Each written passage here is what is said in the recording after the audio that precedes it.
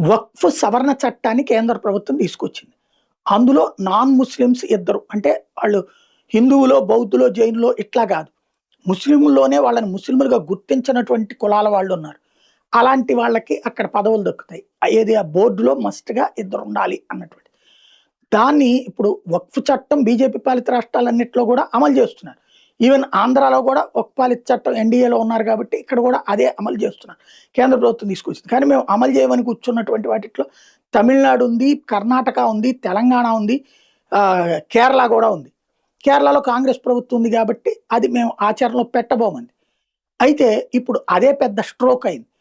వక్ఫ్‌కి సంబంధించి కోట్ల రూపాయల విలువైనటువంటి లావాదేవీలకు సంబంధించినటువంటి వ్యవహారం మీద ఇప్పుడున్న బోర్డు నిర్ణయం తీసుకునే అధికారం లేదని కేరళ హైకోర్టు తేల్చెప్పింది. ఎందుకు అంటే మీ సభ్యులు ఫుల్‌గా ఉండాలి. ఎవరైతే మిగతా ఇద్దరిని మీ ప్రభుత్వం నియమించకపోతే నియమింపజేసుకోండి. అలా నియమించకుండా ఆ ఇద్దరు లేకుండా మీ అంతట మీరు సమగ్రమైన నిర్ణయాలు తీసుకునే అధికారం మీకు లేదని తేల్చెప్పింది. దాంతో ఇప్పుడు బిత్తరపోవడం కేరళ ప్రభుత్వం వంతైంది. మళ్ళీ సుప్రీం కోర్టుకెళ్ళే అవకాశం ఉంటది.